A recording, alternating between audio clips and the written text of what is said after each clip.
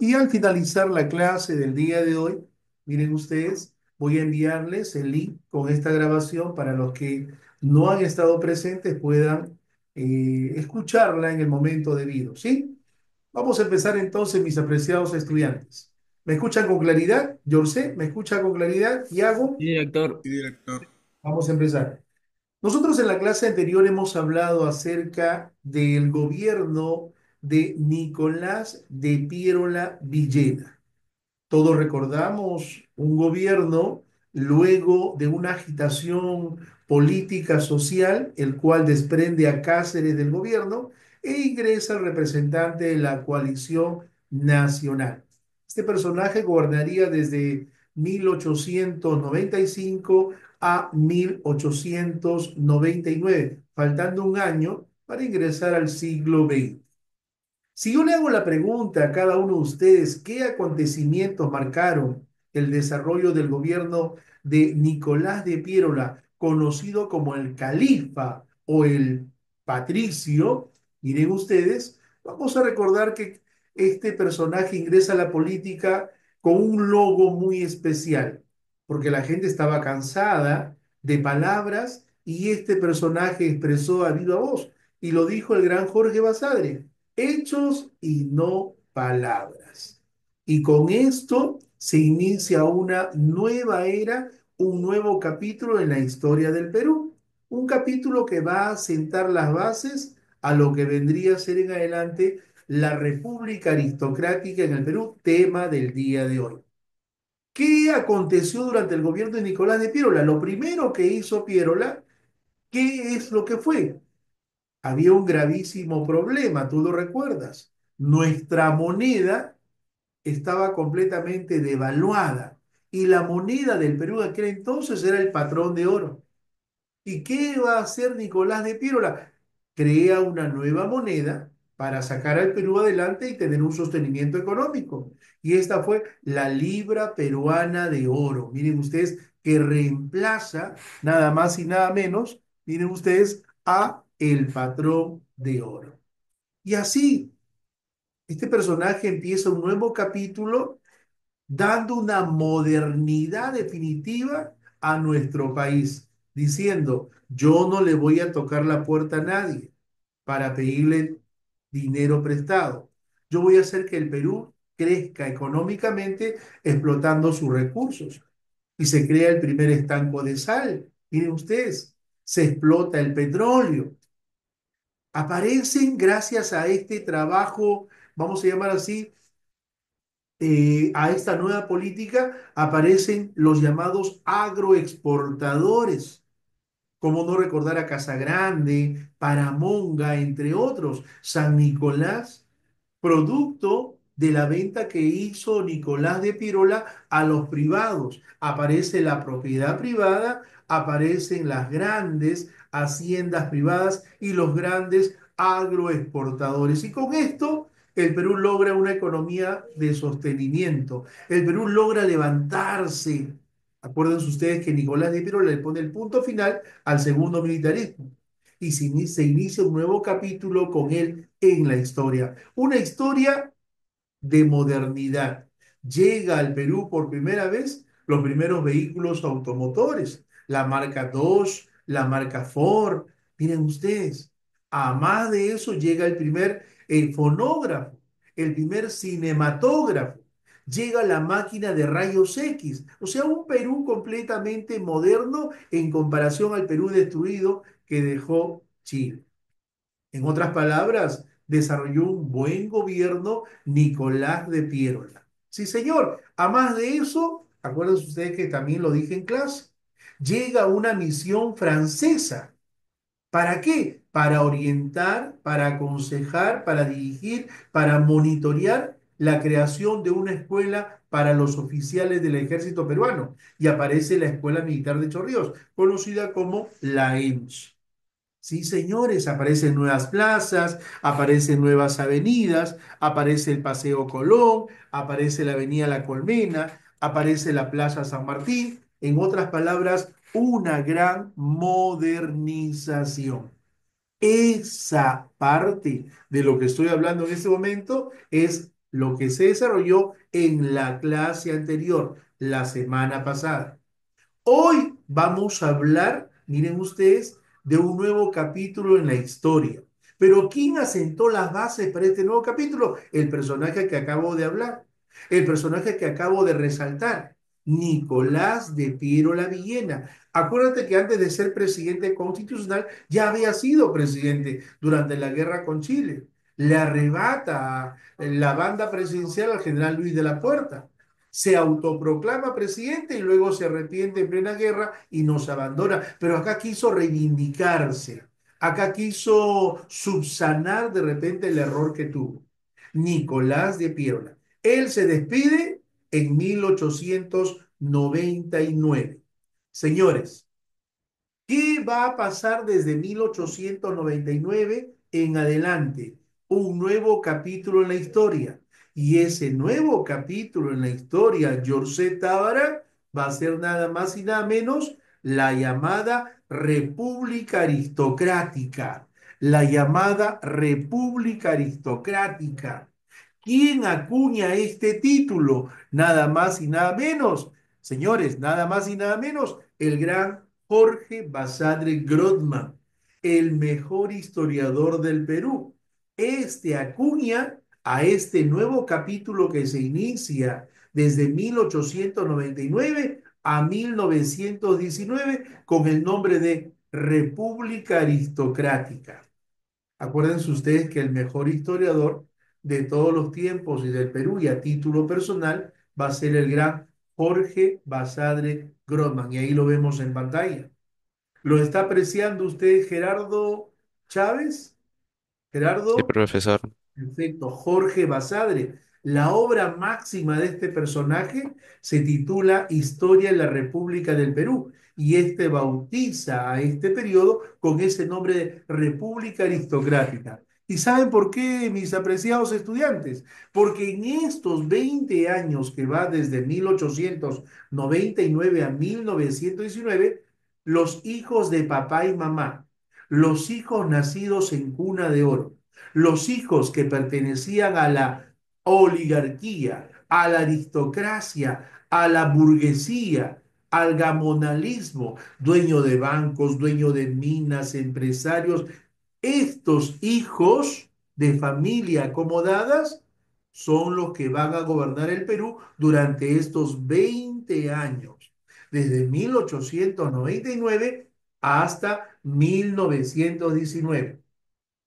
Miren ustedes, hombres de buen apellido, hombres de gran prestigio, hombres de buen estado y estatus económico, social, político, hasta religioso, son los que van a ocupar el sillón presidencial en estos 20 años hasta 1919. No te olvides. ¿Cómo define el gran Jorge Basadre a este nuevo capítulo en la historia del Perú?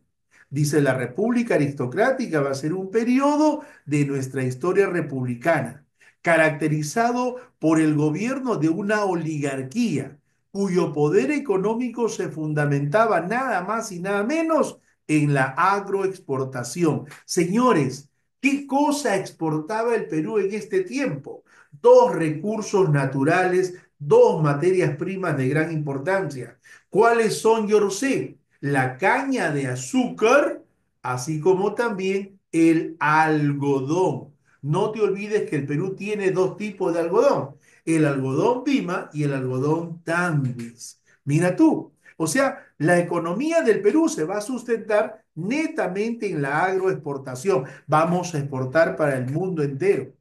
El Perú siempre ha sido un país cuya actividad económica va a ser la actividad productiva. Y en la actividad productiva encontramos ¿qué cosa? Encontramos nada más y nada menos, encontramos la agricultura y la ganadería. Van a ser las actividades productivas que el Perú va a destacar durante estos tiempos. Y los agroexportadores son aquellas personas que van a darle sostenimiento a una economía de desarrollo. Sí, señor.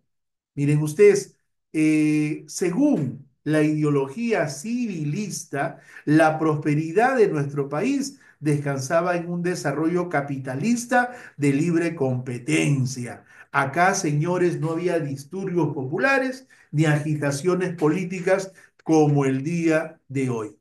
Y ahí está, miren ustedes, Yorcé, al lado derecho mío están aquellos hombres de la alcurnia, aquellos hombres que gozaban de buen apellido, aquellos hombres que vestían bien. Y este era el tipo de vestimenta que lucían los hombres de aquel tiempo pertenecientes a la aristocracia, ¿no? Una aristocracia que va desde el 1899, faltando un año para el siglo XX, hasta 1919.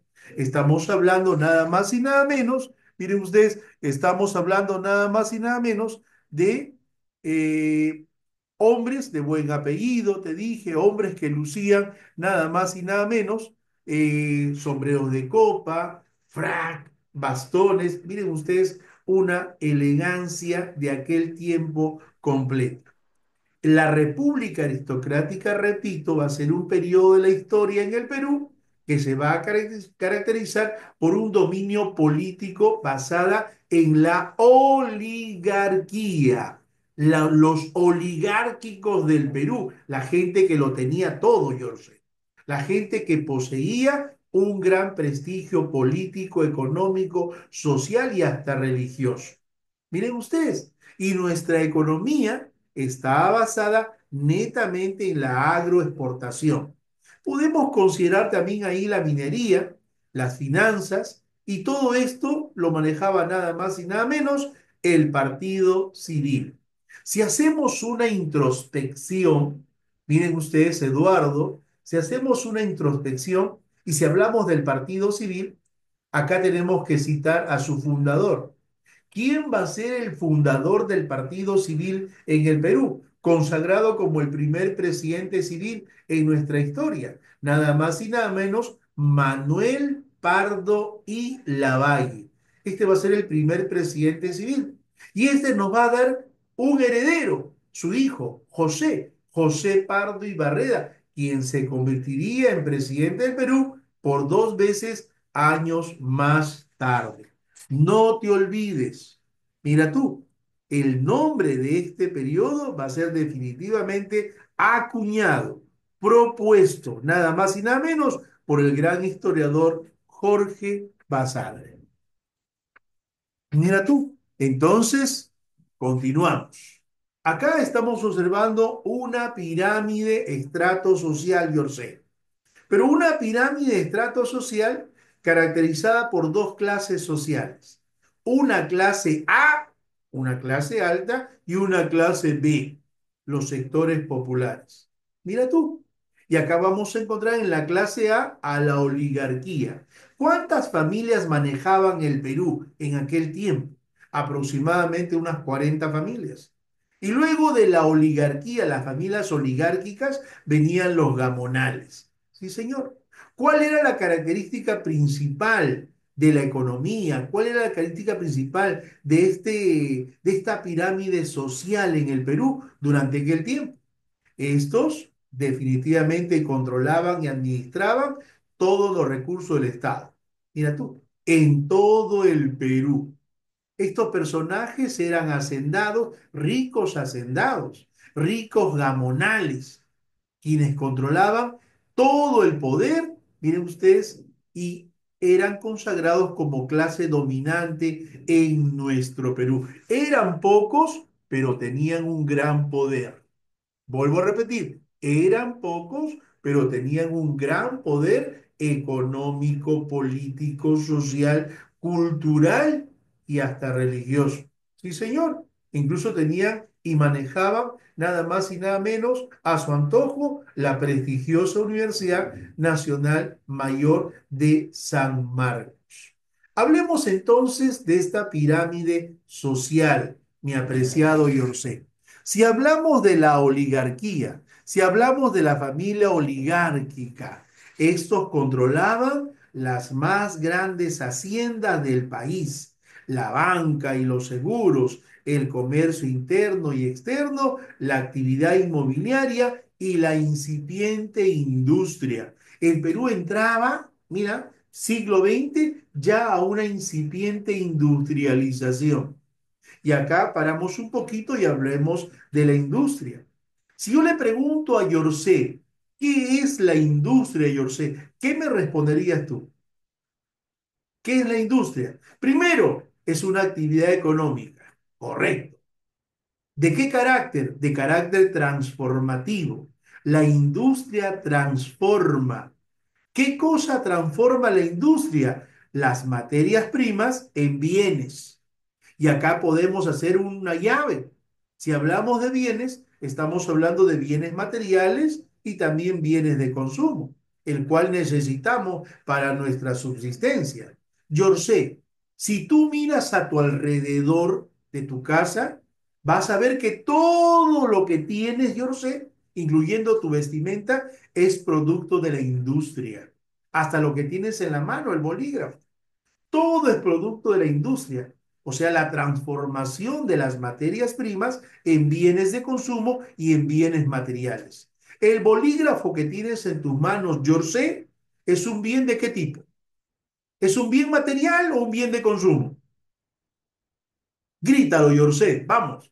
¿Es un bien mate Material. material? Claro, porque los bienes materiales sirven para poder satisfacer las necesidades que tengamos en el desarrollo de nuestra vida, así como los bienes de consumo, pero marcan una gran diferencia. Entonces, no te olvides, el Perú, si yo te hago una pregunta de admisión, ¿cuándo se inicia la era de la industrialización en el Perú? Estamos hablando a inicios del siglo XX, con una iniciación completamente, vamos a llamar así, incipiente todavía. ¿Me entiendes? En comparación nuestro país con otros países del mundo, tenemos una industria, pero todavía ahí. No podemos compararnos con China, por ejemplo. China es un país completamente industrializado. Mira tú, esta oligarquía Yorcé va a manejar, no te olvides, como dije hace un instante, la Universidad Nacional Mayor de San Marcos, la primera universidad en nuestro país.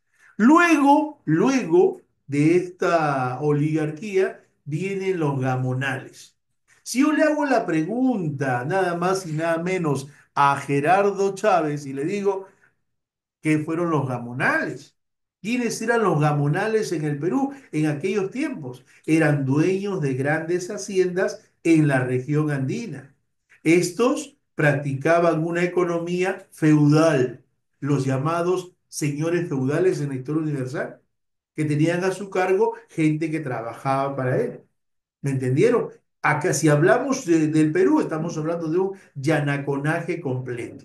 Los servidores que tenía, pues, ¿no? Estos personajes que eran consagrados como los señores gamonales o los señores feudales. El señor feudal, si hablamos ya en términos de historia universal. El gamonalismo, señores, se vino abajo en la historia nacional. Y ya más adelante, cuando ustedes estén en quinto año secundaria, estudiaremos a un presidente que le cambió la vida a muchas personas, principalmente a estos gamonales, ricos hacendados. Gente que de noche a la mañana pasó de rico a pobre a través de una reforma agraria. Estamos hablando nada más y nada menos del general fallecido Juan Velasco Alvarado, aquel que expresó a viva voz y le dijo al pueblo, mira, mira lo que le dijo, escucha, yo lo sé, el patrón ya no comerá más de tu pobreza y le quitó tierras. ¿Saben lo que hizo Velasco? Velasco va a utilizar una política que se practicó en China, en Cuba, en Rusia, en distintos lugares del mundo, pero que no tuvo gran efecto en el Perú. Velasco, en otras palabras, va a estatizar las empresas privadas, fueron sacadas de los brazos de los particulares y pasaron al Estado. Una cosa va a ser estatización, ¿no? Que el Estado propiamente se va a encargar de administrarlas como tal, y otra cosa en adelante será una privatización. Mira, Velasco, por ejemplo, estatizó. Aparece Centromin Perú, Pesca Perú, Minero Perú, Cider Perú, todo Perú. Y el presidente Alberto Fujimori privatizaría las empresas del Estado a los privados. ¿Por qué? Porque el Estado no podía con el tremendo peso en la espalda, con esa gran responsabilidad. Bueno, son políticas distintas que ustedes. Las nuevas generaciones tendrán que estudiarlas como tal y criticarlas como tal. Entonces quedó claro, en esta pirámide social de aquel tiempo encontramos a dos grupos con gran poder. ¿Dónde está Andreita Campos? ¿Me está escuchando Andrea Campos? ¿Sí? Andrea, Andrea, ¿está presente Andrea Campos? ¿No está presente? Mira tú, dos grupos sociales con gran poder.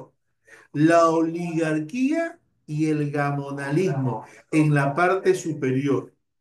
Y luego en la parte inferior encontramos nada más y nada menos a los obreros y a los indígenas.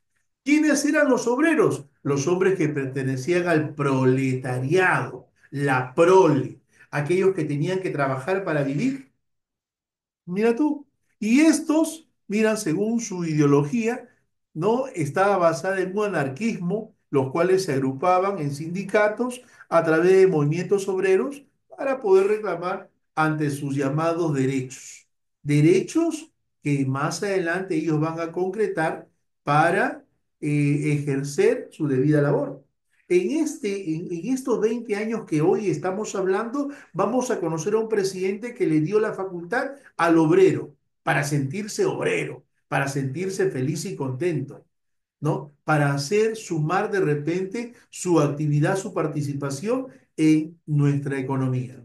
Ya hablaremos en unos minutos de ese presidente, de ese personaje que le cambió la vida al obrero. Y luego en la parte final estaban los indígenas. ¿Quiénes eran los indígenas? Ya ustedes saben, eran las víctimas de explotación y también de usurpación de sus tierras. Muchos indígenas pasaron de dueños a trabajadores porque se les expropió sus tierras por parte del Estado. Estos personajes carecían de derechos políticos y principalmente uno de ellos, el derecho al sufragio, que constitucionalmente hoy en día lo ejerce todo ciudadano en ejercicio. Gerardo Chávez, ¿me escucha? Sí, profesor. ¿Desde cuándo podemos decir que una persona se convierte en ciudadano en ejercicio? ¿Desde qué edad, Gerardo? Más claro. ¿Desde cuándo usted va a ser considerado como un ciudadano en ejercicio? ¿Desde qué edad? Los Desde, 18. muy bien, desde los 18 años, según la Constitución. Ustedes son los futuros ciudadanos en ejercicio, aquellos que van a dirigir el país, aquellos que van a criticar y aquellos que van a aportar y sumar a nuestro país, o de repente lo contrario también. Miren ustedes, pero no me cabe duda que ustedes son una excelente promoción en el futuro que va a lograr sus metas y objetivos bastante claros. Miren, señores, pasamos a este nuevo capítulo. ¿Quiénes fueron los personajes que el profesor César Uribe te acaba de mencionar? El profesor César Uribe te dijo, van a gobernar en el Perú 20 años hasta 1919. Hombres que nacieron en cunas de oro, hombres que no tenían necesidades económicas, hombres que tenían buen apellido, hombres que tenían buen estatus político, económico, social, cultural, hasta religioso. Ahora te presento esos personajes, yo sé. Y el primero de ellos de este tiempo de 20 años, según Jorge Basadre, fue nada más y nada menos un tipazo. Un tipazo que tenía cabello rubio, un tipazo que tenía un bigote estilado, ¿no? A la moda de aquella época, un personaje que tenía ojos verdes, tez blanca, un tipazo. Perteneciente a la alta alcurnia. Su nombre, Eduardo López de la Romaña. Miren ustedes ese apellido. No es un apellido común, no es un apellido popular, ¿no? Es un apellido perteneciente a una de las familias más importantes del Perú. Este personaje perteneció a un partido político, el Partido Demócrata, Mira tú, un partido opuesto al partido civil, pero para que él pueda ingresar al gobierno tenían que unirse. Y se une el Partido Demócrata con el Partido Civil. Y gracias a esa unión, caramba, se logró una gran victoria con Eduardo López de la Romaña. Este personaje estuvo muy interesado en estimular el desarrollo de la agricultura y la minería, dos actividades importantes de aquel tiempo. La agricultura, actividad productiva, y la minería, ¿qué tipo de actividad es? Si la agricultura es una actividad de carácter productivo, la minería es una actividad económica ¿de qué carácter? De carácter, vamos, grítalo, Tiago, Eduardo, de carácter extractivo, porque se va a extraer. ¿De dónde? ¿De dónde se extrae los diversos minerales metálicos y no metálicos? Del suelo, del subsuelo, de la configuración geológica rocosa. Nace la minería. Dicho sea de paso, una minería formal legal y una minería ilegal. Porque en el Perú se desarrolla también la minería ilegal. Miren ustedes, y la minería, ustedes saben que aporta grandemente, grandemente al desarrollo económico del país. Este personaje se interesa por el desarrollo, la explotación de la agricultura y también la minería como actividad extractiva. Recuerden ustedes que el Perú es muy rico, siempre lo ha sido de tiempos del incanato. ¿No? Si hablamos en términos de minería. Este personaje va a renovar legislaciones y va a promulgar códigos de minería como actividad extractiva, el comercio y también una legislación de aguas. Ahí está. Eduardo López de la Romaña gobierna el Perú desde 1899 a 1903 y está consagrado como el primer presidente del siglo XX. No te olvides, esto es un dato maravilloso. Primer presidente del siglo XX, ahí está, Eduardo López de la Romaña. Este personaje contó con el apoyo nada más y nada menos del gobierno norteamericano. Acuérdate que Estados Unidos, miren ustedes, ya estaba haciéndose presente. Acuérdense ustedes que Estados Unidos le compraría a los ingleses, ya en tiempos de Augusto B. Leguía, la deuda que el Perú tenía con ellos. Acuérdense ustedes que ya se estaba despidiendo del Perú, nada más y nada menos, la London Pacific Petroleum Company. Y aparecería la IPC, la International Petroleum Company, que la va a dirigir los americanos en nuestro país. Durante el gobierno de Eduardo López de la Romaña se va a firmar un tratado con Bolivia llamado Osma Villazón. Miren ustedes, se rompen relaciones diplomáticas con Chile. Esto debido a situaciones filosóficas, ideologías que venían de distintos lugares. Acuérdense que acá idea socialista, idea marxista, idea de izquierda no era aceptada porque gobernaban las familias más poderosas del Perú en aquel tiempo. Eduardo López Larromaña nos gobierna hasta 1903. 1903 ingresa a la política un hombre de mucha fortuna. Igual, cabello castaño, tez blanca, ojos azules, descendencia europea, pero nadie sabe, nadie tiene comprado un futuro bonito, exitoso. Este señor en pleno gobierno dejaría de existir. Se enferma gravemente y luego dejaría de existir. No culmina su gobierno. Tuvo un buen desarrollo al inicio, pero la enfermedad que tuvo se lo llevó y el Perú tuvo que, ¿qué cosa? Continuar con una nueva política de gobierno convocando a elecciones presidenciales. Estamos hablando de Manuel Cándamo. Manuel Cándamo, hombre de gran fortuna en su trayectoria política, miren ustedes, fue alcalde de Lima y presidente también del Senado. En aquellos tiempos, mis apreciados estudiantes, en aquellos tiempos, el Congreso de la República o Parlamento Nacional contaba con dos cámaras, con la Cámara de Senadores y la Cámara de Diputados. O sea, era ¿Qué cosa era? Bicameral. Hoy en día, si le hago la pregunta, Yorse, el Congreso es unicameral, una sola cámara. ¿Cuántos congresistas tenemos, Yorse? ¿Cuántos congresistas pertenecientes a las distintas bancadas políticas hoy ocupan un curul? Yorse, lúcete. ¿Cuántos? Yorse. 130 congresistas de las diferentes bancadas políticas, de los diferentes partidos políticos. Acuérdate que los congresistas, llamados padres de la patria, son aquellos que tienen la facultad de poder crear, modificar o derogar las leyes. ¿Dónde se crean las leyes? ¿Dónde se cocinan las leyes? ¿Dónde? En el Congreso. ¿Quién las cocina? ¿Quién las prepara? Los congresistas. ¿Y quién la promulga? El presidente de la República, el Poder Ejecutivo.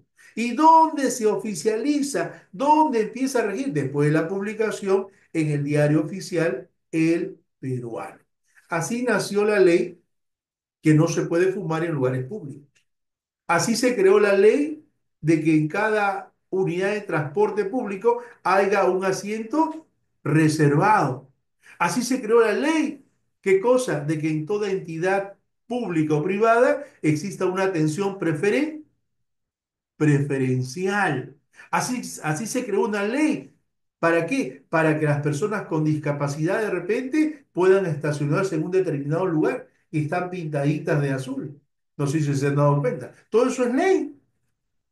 ¿Y quién crea las leyes en el Perú? ¿Quién las modifica? ¿Quién las anula? El poder legislativo tiene esa facultad y el presidente la promulga. Miren ustedes, este personaje fue el primer presidente del civilismo en el Perú durante el siglo XX, pero no tuvo la oportunidad de gobernar, pues al poco tiempo de asumir la presidencia, te digo que enfermó gravemente y más tarde falleció. Murió en mayo de 1904. Este personaje solamente gobernó unos meses, pero ¿saben una cosa? Tuvo como personas de confianza a dos jovencitos que se lanzaban a la política. Y estos jovencitos más tarde se convertirían en presidentes del Perú. Estamos hablando nada más y nada menos de José Pardo y Barreda. Y estamos hablando de Augusto Bernardino Leguía. A la muerte de Manuel Cándamo, Gerardo Chávez asume el poder Serapio Calderón. Y este personaje se encarga de convocar elecciones y sale ganador, nada más y nada menos este señor. ¿De quién estamos hablando? Grítalo, Gerardo Chávez. ¿De quién estamos hablando? De José Pardo y Barrera. José Pardo y Barreda. ¿Y saben ustedes quién fue este personaje? Fue hijo de Manuel Pardo y Lavalle. Fue nieto de Felipe Pardo y Aliaga, un gran literato en la historia nacional. José Pardo y Barreda, al igual que su padre, apostó por la educación. Miren ustedes, este personaje batió récord porque le ganó a Alberto Fujimori. Creó 2.550 escuelas en todo el Perú. Sí, señor. Apostó por la educación, Yorcé. Es más, promulgó una ley dándole la gratuidad y obligatoriedad a la educación primaria de primero al sexto grado. Ustedes saben que el pueblo progresivamente fue yendo primero a la escuela primaria, primer grado, segundo grado, tercer grado. Luego se ganó la secundaria y luego se ganó la universidad. Antes la universidad no era para todos. Gracias a la revolución o revolución universitaria o reforma universitaria, se logró que la universidad sea para el pueblo y vaya para el pueblo. Fue un proceso en la historia nacional. Y este personaje tiene mucho que ver en el desarrollo cultural del país. Creó 2.500 escuelas, apostó por la educación, promulgó una ley, te dije, donde se obliga al padre de familia a llevar a sus hijos a la escuela. Dos, la gratuidad de la educación básica regular, la educación primaria. Y es más, Yorcé, te digo un dato maravilloso. Tú reniegas por el curso de religión, yo sé. Y este curso de religión, ¿sabes quién promulgó la ley para que lleven el curso de religión en la historia? José Pardo y Barreda. Hoy en día uno se puede exonerar del curso de religión constitucionalmente. Uno puede pedir su exoneración porque se respeta el credo en cada familia, en cada persona. Este personaje también, Gerardo Chávez, este personaje promulgó una ley para que se dicte a partir de ese tiempo, 1904, el curso de historia del Perú. Bingo. Una pregunta importante. ¿Por qué se enseña la historia del Perú? Ya se sabe por qué se enseña. Pero ¿quién promulgó, quién ordenó que se enseñe ese curso que se incluye en la currícula? ¿Quién? Nada más y nada menos este personaje, José Pardo y Barreda. José Pardo y Barreda fue el creador y fundador nada más y nada menos de la Universidad Agraria en La Molina. Este personaje también no se conformó con esto y manda a construir nada más y nada menos para luego fundarla la Universidad Enrique Guzmán y Valle, conocida con el nombre de La Cantuta, alma mater del Magisterio Nacional, donde se han formado y se siguen formando los maestros en el Perú. O sea, fue un personaje que apostó por la educación. Pero ¿sabes una cosa, Iago Chapoñán Ravelo? Este personaje dijo algo muy importante y estoy de acuerdo con lo que dijo. ¿Qué cosa es lo que expresó? Que no todos son para la universidad, definitiva y categóricamente. Otros tienen otras cualidades, otras oportunidades. Y este personaje va a ser el primer creador en el Perú y en la ciudad de Lima del primer instituto tecnológico en nuestro país y lo llamó el famoso Politécnico de José Pardo, que hasta el día de hoy existe y se encuentra entre la Avenida Grau y la Avenida Bancay, donde se forman por 3 años a los técnicos en el Perú, porque no todos son para la universidad, por supuesto. Algunos son para la universidad, otros son para el campo técnico, otros son para ejercer una vida policial, una vida militar, entre otros. Miren ustedes. Entonces, una oportunidad para aquellos que no aspiraban a la universidad. Importante el gobierno de este personaje. Y ahí está. Trató de organizar el Estado mediante leyes como el Código de Comercio, creó la caja de depósitos, la caja de consignaciones, decretó la gratuidad de la enseñanza primaria, importante, ¿no? Creó la Escuela de Bellas Artes y Oficios, la Escuela Normal de Varones, entre otros aspectos de gran importancia. Los años le quedaron chicos, miren ustedes. Y este dijo, tengo que repetir el plato, porque no me he llenado políticamente. Y es así que más adelante postularía y también se convertiría en presidente del Perú años más tarde. Este personaje termina de gobernar en 1908. Convoca elecciones y sale ganador nada más y nada menos su gran amigo. Otro personaje llamado Augusto Bernardino Leguía. Ahí está. Miren ese look. ¿No? Un personaje que pertenecía a la aristocracia, un personaje que tenía un buen apellido, un personaje que pertenecía a una familia aristócrata, oligárquica. Este personaje postula en 1908 y gobernaría hasta 1912.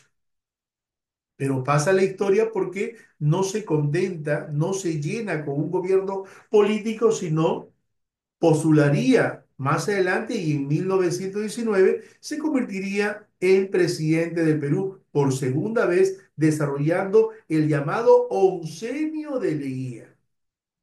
¿Sabes con qué nombre se le conoce a este personaje, Yago Chapoñán? Se le conoce como el presidente de la Patria Nueva. Se le conoce como el titán del Pacífico Sur. Se le conoce como, mira tú, es un presidente que marcó e hizo historia, como el presidente Júpiter. Y este presidente pasó la historia también porque murió en la cárcel. Lo llevaron a la cárcel, lo enviaron a la cárcel. ¿Quién? Luis Miguel Sánchez Cerro en 1930, cuando lo derroca del poder y muere en la famosa penitenciaría de Lima. Señores, la guía contó con el respaldo de los sectores más progresistas del Partido Civil, así como del Partido Constitucional, que lo llevaron a la presidencia de la República.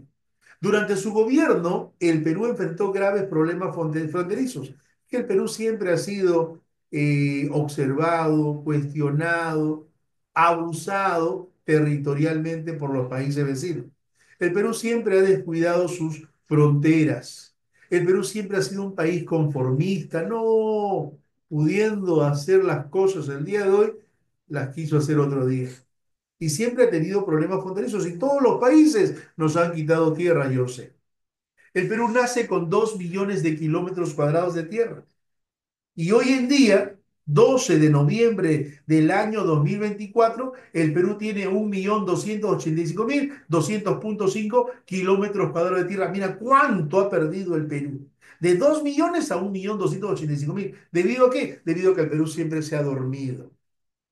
El Perú es uno de los responsables de la patria. Y siempre hemos tenido que enfrentarnos a ellos a través de guerras para poder desalojar, en lo que pasó con todos los países vecinos. Tuvimos problemas con el Ecuador, tuvimos problemas con Colombia, tuvimos problemas con Brasil, tuvimos problemas con Bolivia, hasta con Chile. Chile nos destrozó y tú lo sabes, y nos quitó tierras. Mira tú, este personaje fue muy cuestionado en este primer gobierno, George. Tanto así que la gente se rebeló, principalmente sus opositores, fueron a Palacio y lo quisieron sacar de Palacio, quisieron hacerlo renunciar al poder. Y un 29 de mayo de 1909, él dijo, no señores, si me van a sacar, me tendrán que sacar muerto, pero vivo no salgo. Y se le bautiza ese día, yo sé, 29 de mayo de 1909, como el Día del Carácter. En tu examen de admisión, Día del Carácter, leía 29 de mayo de 1909. Y así pasaron los años y llegamos nada más y nada menos a 1912. Mira tú. ¿Y a quién tenemos en pantalla? Tenemos en pantalla a un tipazo. Un tipazo con un apellido no común. ¿Y cuál es el apellido? Billinghurst. Guillermo Billinghurst. Acá sí, mucha atención. Mucha atención, ¿por qué, profesor? Porque vamos a hablar de un personaje importante, para mí el más importante de todos los que estamos hablando. Este personaje pertenecía a una familia muy rica en el Perú, un hombre que lo tenía todo.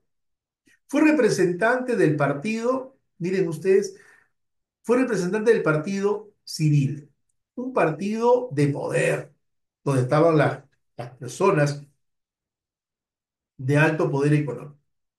Los ricos estaban felices al presentar su candidato y los pobres estaban tristes. Este señor se ganó la simpatía de los pobres porque en sus campañas políticas, yo sé, hablaba muy bien y prometía muy bien. Y entre las cosas que prometió al pueblo, al pobre, fue, si yo ingreso al gobierno, yo te prometo que ese pan que tienes en tu mesa será más grande. Nada más. Oye, se ganó la simpatía y los corazones de todos los integrantes del pueblo. Recuerde que el pueblo siempre es más. Los ricos son pocos con poder y el pueblo es más, pero menos poder. Y se ganó la simpatía. Y todo el mundo lo fue apodando el pan grande. El pan grande. Pregunta de admisión. ¿A qué presidente en la historia se le conoce como el pan grande o se le conoció como el pan grande? Guillermo Billinghurst. Resulta como que se ganó la simpatía del pueblo y estaba apoyado por los ricos, llegó al poder fácilmente. Pero ese señor fue distinto a los demás, porque hay mucha gente que llega al poder y se olvida de cómo llegó al poder. Y este señor subió al poder y abrazó al pueblo y le dio la espalda a los ricos. Oye, los ricos se miraron. ¿Qué pasa con esto? Y este señor empezó a gobernar, mira tú, para servir, no para servirse. Abrazó al pueblo, llamó al obrero Mire, ¿y quién era el obrero? Ya hemos visto en la pirámide social. Llamó al obrero y le dijo, ¿cuántas horas trabajas, obrero? Y el obrero le dijo, trabajo 12, 14, 16 horas diarias. Perfecto. A partir de ahora ya no trabajarás 12, 14, 16. Trabajarás 8 horas diarias. ¡Wow! El obrero abrazó a Billinghurst. El obrero se alegró con Billinghurst. Y los ricos empezaron a criticar a Billinghurst. Mira tú, el obrero con lágrimas en los ojos le dijo, gracias, presidente Pan Grande. Antes me hacían trabajar 12, 14, 16 horas y ahora 8 horas, gracias. Y Billy Moore empezó. Promulgó qué cosa? Las 8 horas de trabajo y empezó con los trabajadores del muelle en el puerto del Callao. 8 horas. Bingo para el pueblo. Y quienes estaban molestos eran los ricos, porque iba contra los intereses de los ricos. Mira tú, el obrero abrazó a Billinghurst y Billinghurst dijo, no, no, no, no, no, espérate, tengo algo más para ti. ¿Qué algo más? Sí. ¿Cuántos días de la semana trabajas? 7. O sea, de lunes a domingo. Sí, presidente. Muy bien. A partir de ahora solo trabajarás 6 días y un día será tu descanso y será pagado. Y promulga qué cosa? El descanso dominical pagado. ¡Wow!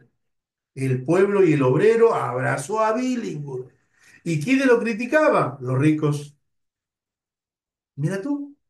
El pueblo agradeció a Billinghurst. Billinghurst dijo, no, no, no, no, no.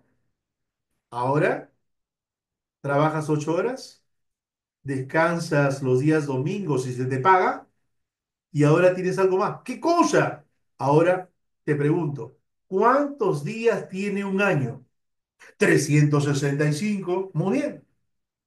Un día de esos 365 días será tu día, un día de celebración, donde vas a descansar y se te va a pagar, donde se te va a homenajear por lo que haces. ¿Y promulgó qué cosa? Que todos los primeros de mayo de cada año sea el día del obrero y sea feriado hasta el día de hoy. Hoy el pueblo abrazó a Billinghurst, pero ¿quiénes lo criticaban? Yo sé. ¿Quiénes estaban molestos con lo que había hecho Billinghurst? Los ricos. Mira tú, el pueblo abrazó otra vez a Billinghurst. Y Billinghurst dijo, no, no, no, todavía falta más. ¿Más? Sí. A partir de ahora, tu familia, tu esposa, tus hijos y tú gozarán de un seguro social de salud. ¿Y qué cosa hace Billinghurst? Promulga y ordena la creación del Seguro Social Obrero. Y más tarde aparecería el hospital que está en la Avenida Grau, el Guillermo Almenara, que fue un hospital conocido con el nombre de Hospital Obrero para el Obrero. Y más adelante aparecería el Hospital del Empleado, el Edgardo Rebagliati Mengis. Mira tú, para el empleado, para el hombre de saco y corbata. Pero para el obrero, el Guillermo Almenara, que hasta el día de hoy está en la Avenida Grau y que pertenece a esa luz. Oye, los pobres y el pueblo y los obreros estaban felices y contentos con Billy. Pero los ricos estaban molestos con Billy. ¿Qué hicieron los ricos? Se reunieron los ricos y todos lanzaron su pregunta, ¿qué hacemos? Y uno de ellos dijo, ya sé, saquémonos del gobierno. ¿Verdad? No, sí, oye, ¿verdad? No, sí. Se pusieron de acuerdo y contrataron nada más y nada menos motivando a que un militar lo saque del poder. Solamente un militar podía sacarlo del poder a este personaje. Y ese militar, miren ustedes, y ese militar fue nada más y nada menos Óscar Raimundo Benavides, quien lo saca del poder, nada más y nada menos a Guillermo Billinghurst. Por esa razón, escucha Yorcé, Billinghurst solamente gobernaría, ¿cuántos años, Yorcé? de 1912 a 2 años. 1914. ¿Solamente cuántos años? 2. 2 años nada más. Si no, Billinghurst se hubiese convertido en un presidente, mira tú. Un obrero le dijo a Billinghurst, si yo soy obrero presidente, usted va a ser el primer obrero en el Perú, y así lo recordaremos. Pregunta de admisión. Primer obrero en el Perú. ¿Quién lo catalogó? ¿A qué presidente se le cataloga como el primer obrero del Perú? A Guillermo Billinghurst, por todo lo que hizo por el obrero. Acuérdate que gracias a él se da la jornada laboral de 8 horas, primero iniciándose por los trabajadores del puerto del Callao, y más adelante ya durante el gobierno de Pardo se oficializa y se generaliza para todos. Y ahí está los grandes acontecimientos o hechos importantes de este personaje, Guillermo Billing. Este personaje consagró también el derecho al reclamo, el derecho a la protesta, el derecho a la huelga. Si algún derecho de un trabajador es vulnerado, señores, tenemos que protestar. Este señor apuesta por la creación de un sindicato. ¿Y saben qué es un sindicato? Es un grupo de personas que representan al grupo mayor para poder reclamar, ¿qué cosa? Los derechos de ese grupo mayor. Mira tú. Y así fue el gobierno de este personaje. Y acá en pantalla estamos observando algunos hechos y acontecimientos ocurridos durante el gobierno de Guillermo Billing. No te preocupes que esta clase la estoy grabando y se las envío en el transcurso del día a Yorcé para que Yorcé haga el efecto multiplicador a todos los compañeros del aula. Entonces estamos grabando la clase y tendrás la clase grabada. ¿Correcto, Yorcé? ¿Sí? Sí, Seguimos. director. Muy bien, hijo. Seguimos entonces. Ahí está. Oscar Raimundo Benavides.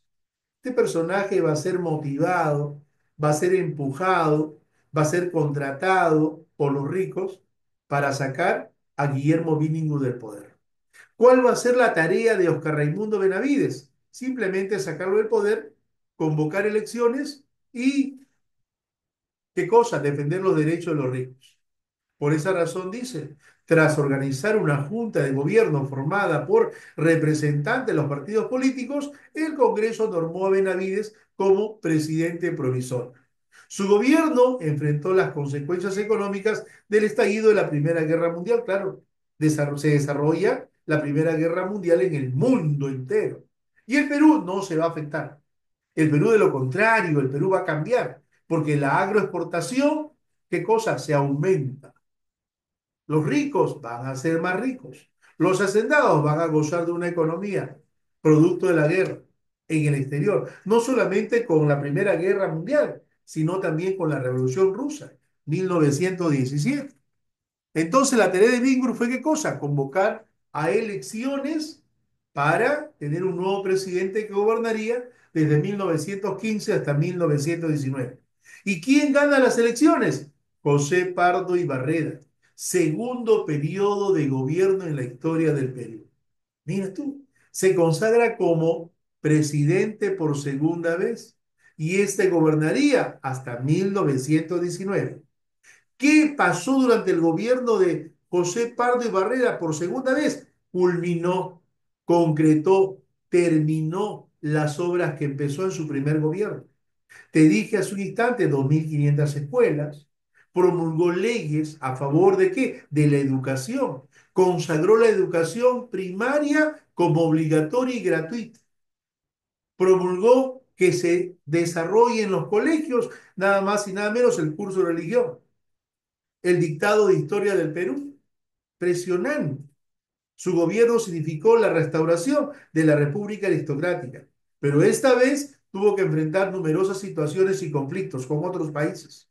Mira tú, en las elecciones de 1919, porque este convoca elecciones en el 19, y entra su gran amigo, Augusto Bernardino Leguía, sin pensar que Leguía tenía en mente quedarse un largo tiempo en el Perú, porque Leguía entra en 1919 y no gobernaría hasta 1930. 11 años de poder político en el Perú. Augusto Bernardino Leguía. Y ahí lo vemos, mira, ve, de mediana estatura, ¿no? Cruzando una de las avenidas principales durante este siglo XX. Mira tú, siempre Leguía apostó por los Estados Unidos de Norteamérica. Acuérdate que durante el gobierno de Leguía, en su segundo gobierno, ya el Perú deja de tener, ¿qué cosa? Dependencia con los ingleses y ahora abrazamos capital norteamericano. El Perú cambia del capital británico al capital norteamericano. Antes que ingrese Leguía a su segundo gobierno, todavía estaba la London Pacific Petroleum Company. Después que ingresa Leguía y pasamos a los estadounidenses como dependientes económicamente, aparece la IPC, la International Petroleum Company, que más adelante tendría problemas durante el gobierno de Juan Velasco Alvarado.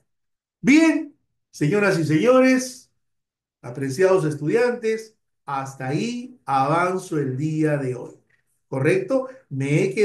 Nos estamos quedando en 1919. Ya estamos en los primeros 19 años del siglo XX. Quiero expresarlo a través de este medio. No tendremos exposiciones. No habrá exposiciones por la tarde. Ustedes van a terminar su trabajo monográfico encomendado con anticipación, sin errores, sin fallas, sin postergación. Ustedes van a sustentarme el trabajo con su grupo en plena clase. Después de esta semana termina el viernes, vienen las Olimpiadas a partir del lunes. Toda esa semana de Olimpiadas a Olimpiadas. Terminan las Olimpiadas el primer martes, llamo al grupo uno, al grupo 2, al grupo 3, al grupo 4, progresivamente para que me entreguen el trabajo. Cojo un trabajo, me fijo el título y pregunto, ¿quién es el jefe del grupo? Levanta la mano. ¿Quiénes son los integrantes del grupo? Vengan para acá y les hago las preguntas del trabajo y quedo ahí para no saturarlos, porque el tiempo no pensábamos de esta semana trabajando en forma virtual. No, Director, sí, yo sé, dime. en caso de mi grupo hay dos integrantes que son de otro salón. No hay ¿Cómo problema ahí. sería? No hay ningún problema. No hay ningún problema. Pierde cuidado. ¿Sí? No hay ningún problema esa parte. ¿Ya? También me sustentan en su salón o lo llamamos en ese momento. Así que no hay problema. ¿Correcto? Les dejo esa facilidad porque ya el tiempo corre. Miren, estamos 12 de noviembre y ya estamos a puerta de diciembre y tenemos una semana de Olimpiadas y qué cosa más vendrá por ahí. Algunos feriados que se están decretando. Entonces va a ser imposible. Mejor no los cargo mucho. Con calma. Ustedes me sustentan el trabajo, hago unas 3, 4 preguntas a cada integrante del grupo y listo, se acabó. Por eso es que no he tomado el examen mensual, porque voy a tener calificación de parte de ustedes. ¿Sí? Bien, muy amable, muchas gracias. Fue tu profesor César Gerardo Uribe Guamaní, profesor responsable del curso de Historia del Perú, y nos estamos viendo la próxima semana ya en Olimpiadas Deportivas. Gracias a cada uno de ustedes, mis apreciados estudiantes de nuestra modesta casa de estudios. ¿Sí? Gracias, José. ¿Alguna pregunta, hijo? ¿Todo bien? ¿Sí? Nos Sí, todo despedimos bien, entonces. ¿Alguna pregunta? ¿Todo bien? todo Listo. bien. Gracias. Un buen día a cada uno de ustedes.